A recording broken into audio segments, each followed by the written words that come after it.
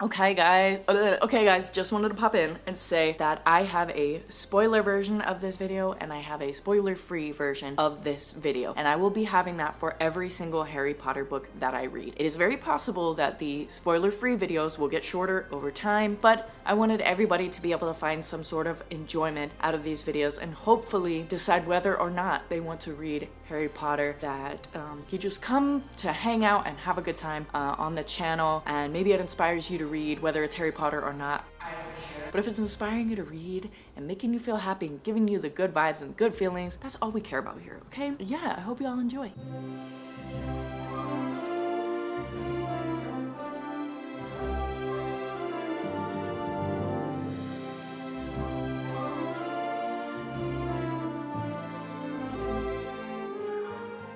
Today marks an absolute momentous day for me. Many things are going on in my life right now that are just wonderful. Having a good time, okay? And when mental health status be low and good things happen and then just keep compounding on each other, it's just the best, okay? So first off, I want to say that I am very blessed to have been picked by Mrs. Shaughnessy Schroeder, who did this little thing on her Instagram where she was picking people who had recently posted about watching her and Alex's videos, and she gave me a $50 gift card to Barnes & Noble. And it was so random, it was so out of the blue, and I was so excited about it because you know what had happened? I read the first Harry Potter book, started it on Christmas Day, and finished it beginning of January, and I was like, oh my gosh, I can't wait to read these books. And then I got the card and I was like, oh my gosh, that's going to get me most of the books. 3 through 7,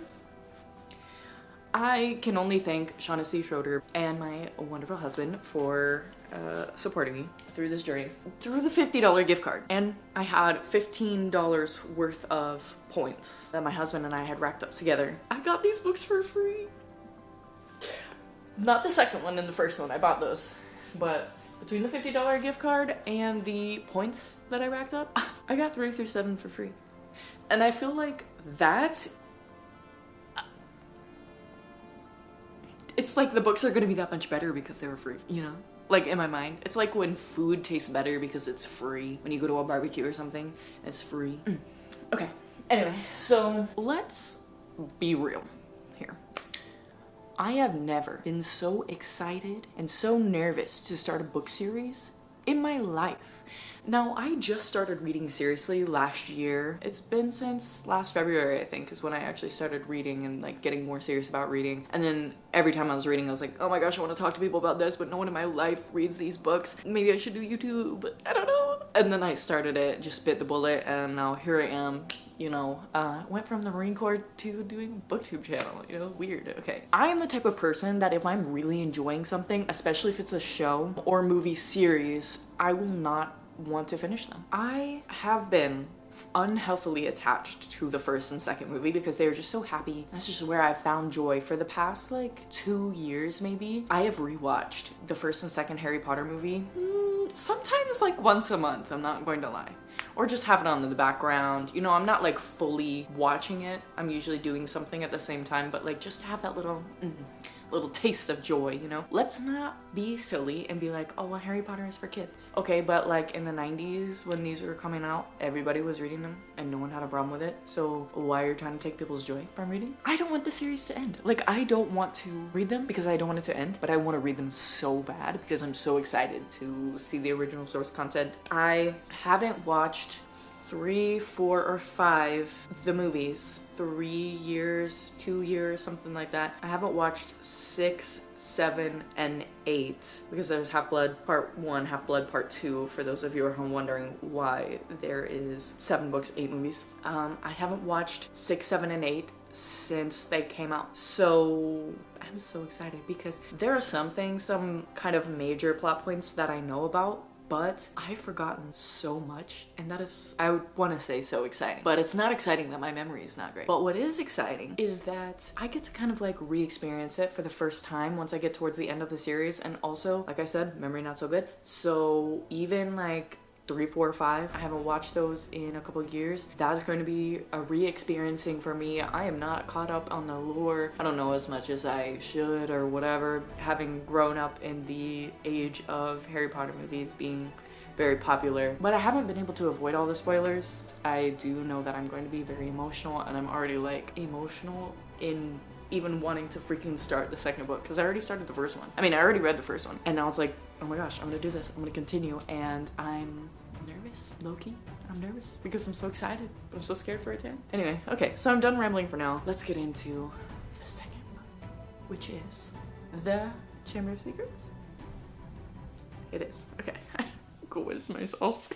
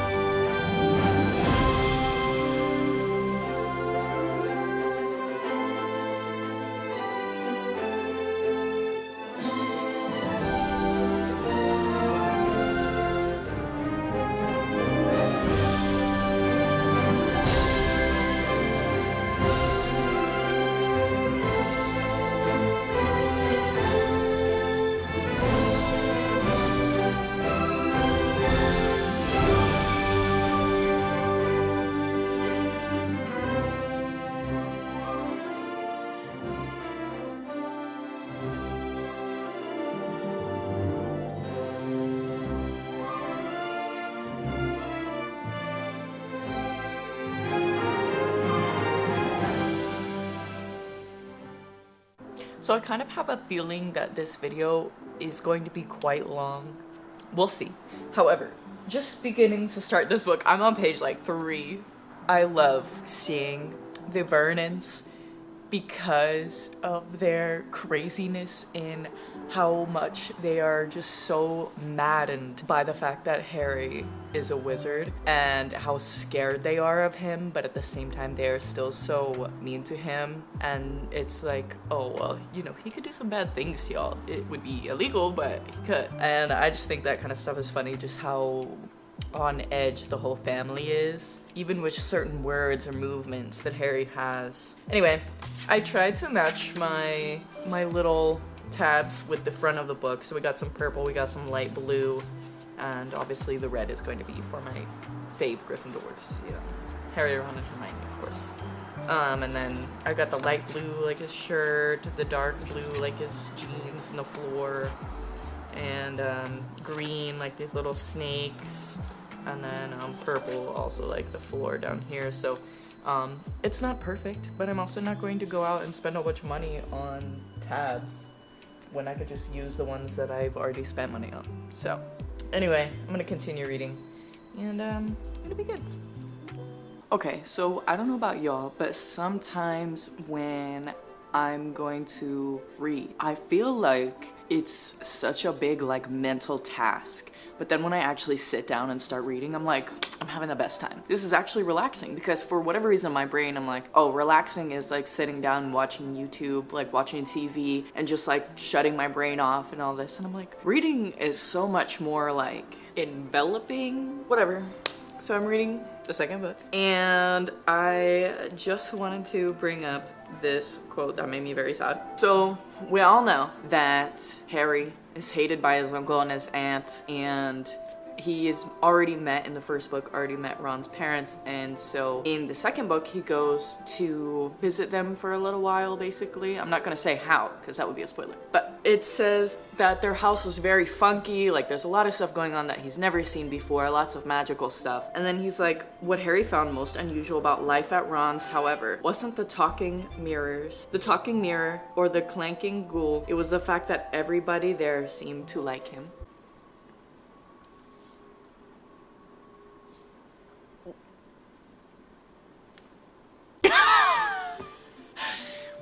Isn't that so sad? I'm sorry. I've just been like attached to these characters for like my entire life, so I don't know. That's just so sad to me. And then there were a couple of kind of descriptions, like subtlety things, like Harry's in the situation where he's nervous, and instead of saying, oh, he's nervous, he's scared that, you know, he's gonna get caught or whatever, it says, oh, Harry brought his arm up and wiped sweat off of his forehead once he was like safe, basically. And I was like, I like that subtlety. And she also described a shopkeeper's voice as oily as his hair. I just love little fun stuff like that, and I feel like, I mean, I don't know, I haven't read that much literary fiction, but I think that's the fun thing about fantasy is that you have a bit more descriptor words that really fit in with the fantastical genre. So not much has happened in this book so far. I've been enjoying it, of course. I'm only on page 56, and we'll see how the rest of this goes. I think I'll be able to read this pretty fast as long as I get over my little mental struggle of thinking that reading is a chore when I know it's not. I know I enjoy it so much, but for some reason, I think it's just because I have fatigue issues with my chronic health problems. So I've had Hashimoto's and fibromyalgia, which are two things that kind of work against me for like my mental stuff. Like you can get a lot of brain fog from both of those, and then like headaches and a little bit of memory loss issues. But on top of that, it just makes me have chronic fatigue issues. So when I start to read, it's really relaxing, and then I get tired. But since I have OCD and PTSD and like all that, reading helps me relax, which is really nice for someone who has very high anxiety. So, fun call. Yay! I'm getting a call back because my tire's cracked and I have to go to the auto shop today.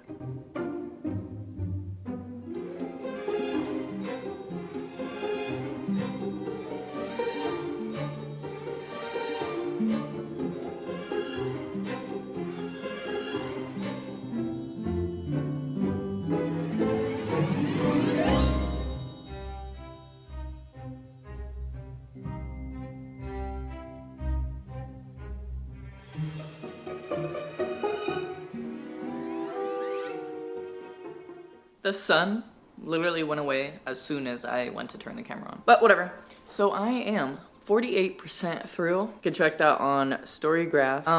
Storygraph over Goodreads any day, by the way. So I just wanted to give some updates. So there are a couple things about this book that I wanted to talk about so far. So one of the things that I'm really enjoying is that J.K. Rowling is kind of interweaving her world with ours and being like, oh, well, the Mongols think they lost their keys, but really they've been enchanted as a trick. So they just get smaller and smaller, so they think they lost them. And I thought that was something just like kind of cute to add in. If you know, you know, but she's laying it on hard with Professor Lockhart's confidence. And he is so annoying. If I met this man in real life, I would be so annoyed. Like, he's more annoying than he is in the movie, for sure. But everything he says is like hilariously self-righteous. I've noticed that there's definitely a lot of foreshadowing, and I don't know if that's just because I've seen the movie so I know what's going to happen, or if it's just like blatant foreshadowing. Oh, this is very, like, you can really tell what's fixing to happen because it's the way she's saying it. You may not know how it's happening, but you may know that something's gonna go wrong or something. Also, take this with a grain of salt, but J.K. Rowling mentions a lot of overweight people in her book, and she does not mention it in the nicest of ways. And it does make me a little uncomfortable to read it. But yeah, I'll leave that at that. And then there was a part where I literally wrote in my notes, wow, didn't know Harry and Hermione were quite the detectives. I don't know. They were really very, very smart, which I guess they are just smart. But I don't know if I would have been able to find what they were finding when I was 12. So when Mr. Weasley saw Mr. Malfoy, why did I forget his name? Whatever, Draco Malfoy's dad. And he started to throw hands. Excuse me? Excuse me? Throwing hands, yes. Okay. He didn't do that in the movie as far as I'm aware. Also, I wanted to mention the creepy part where she starts entering in the voice of the basilisk of like that, I want to kill you and rip you apart and all this kind of stuff. And then Harry's like trying to figure out what's going on. No one else knows what's going on. You as the reader don't know what's going on. That must have been super creepy to read. Very kind of enthralling because you're like, oh my gosh. And then she doesn't bring it up for another couple more pages where the voice comes back. And then you're like, But anyway, oh well, yeah, I just said it added to the eeriness and scariness of the book, which I like about this entire series is that it starts out very like wholesome and everything, and then it goes dark. That's cool. And then they didn't have this in the movie because I don't think it would have added anything, but to have the Death Day kind of party for Headless Nick, I thought that was a cool scene to add, like kind of them interacting with them. And because I was playing Hogwarts Legacy and was doing one of the quests for Nearly Headless Nick, I thought that that was cool because I was like, oh yay, Nick, who can't be a part of the freaking Headless thing is, yeah. Okay, but basically, that's what we got going on right now. I got some tabs going on here. And it's going pretty well. Yeah, I'm enjoying it. I'm on page 166, which is 48% through, according to Storygraph. So, yeah, we'll see how the rest of this goes. But I'm having fun. And I'm very much craving my like epic fantasies right now. For some reason, I keep hearing so much about Jade City, the Greenbone Saga. Oh my gosh, I want to read it so bad, but I can't. Gotta read Harry Potter. And I want to read them all consecutively. I'm more so that way about series just in general. Like I want to read them in order. Unless the books get too heavy for me, like emotionally, then I will usually read the whole series book by book instead of reading book 2 of this. Oh, well, I'm gonna go read, you know, Brandon Sanderson something and then, you know, come back to Harry Potter. And I don't want to do that. I just kind of want to read it all through and enjoy my time and just be immersed. Okay, let's get into it.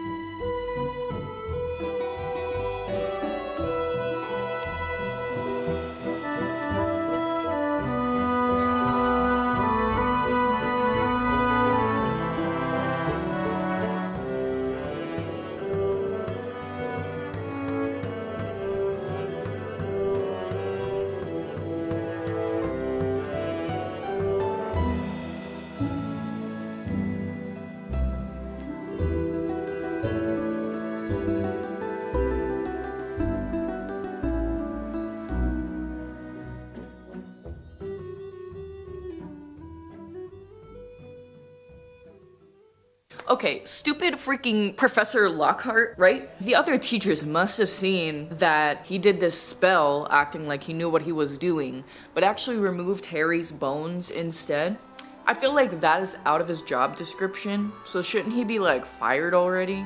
Also, that like, there are so many things that just go so under the rug in this book. Like, one of the teachers threatening Harry, telling him he'll kill him because he thinks that he thinks that Harry killed his cat, the freaking not the groundskeeper. Is he the groundskeeper? I think he's the groundskeeper. My memory is fantastic. And then like Harry and Ron not getting expelled just for the sake of plot. And also for the sake of, I think Albus uses Harry at some point, like towards the end. But like I said, I don't remember like the last few movies and I never read the books, so we'll have to see. But yeah, there's definitely some things that are like for the sake of plot, you know, just under the rug. So yeah, dang, where your bones are grow? That sounds painful. Okay, anyway.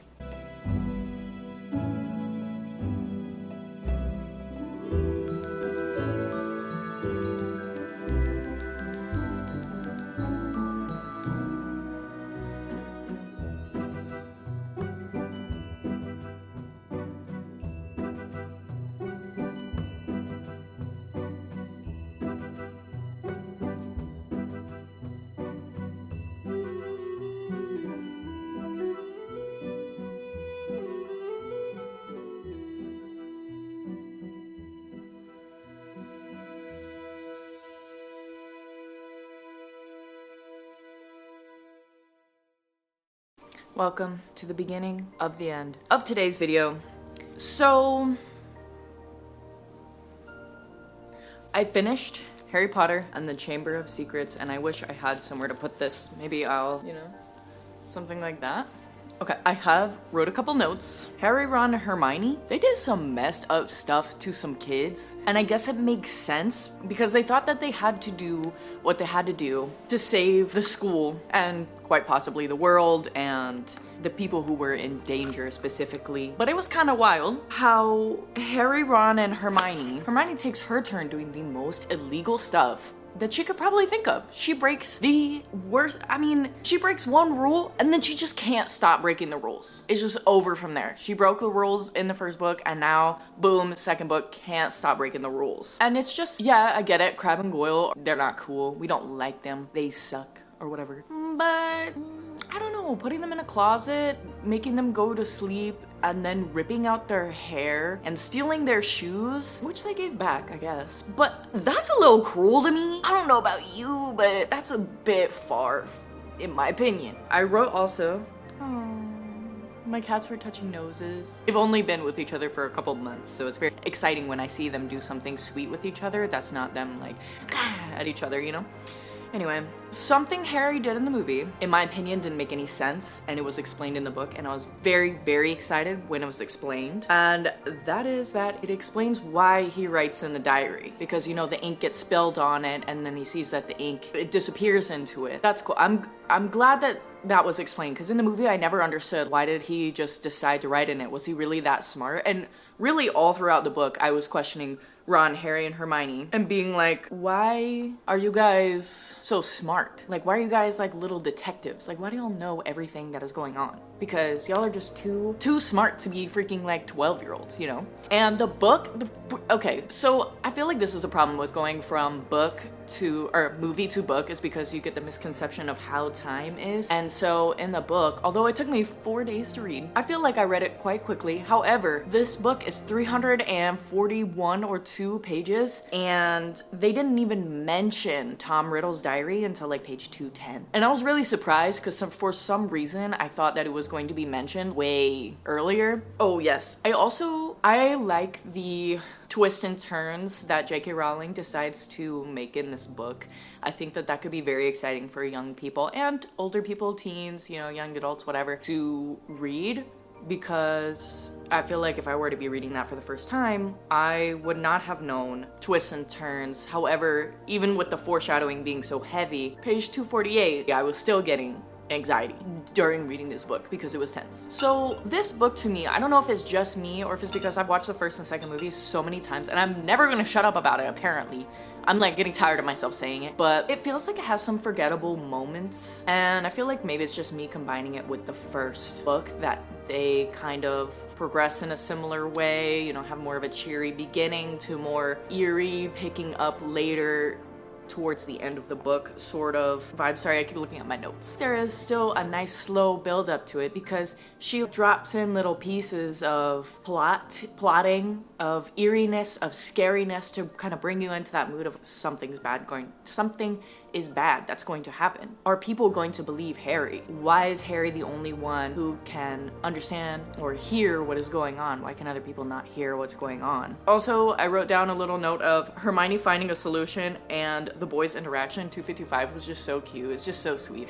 I just love Ron, Harry, and Hermione and their friendship dynamic. Oh yes, so not a spoiler, but Quidditch is a game that they play, and it's a bit more deeply, I wouldn't say deeply explained in this book, but you do get to read about a Quidditch match happening, and I really did enjoy reading about it. That may not be everyone's cup of tea because it's more of like a slice of life, doesn't really matter as much to the plot, but I enjoyed reading about it. Oh yeah, and then I also wrote that the book has more childlike things in it than the movie, and that the movie seems a bit more well adapted to kind of reach to like the parents who are going to be watching this with their kids and everything like that. And I think it's really just because one scene where there was a duel happening and there were silly spells being casted, like, oh, the ticklish spell where you can't stop laughing. And I'm like, oh, well, that's kind of childish, and like I could see why a child would find that funny. Reading that as an adult with the ticklish spell, and the other one was, I don't know, there was some other spell, but I was like, oh. But then again, like you read the book and there's kind of some gory stuff in it, and you're like,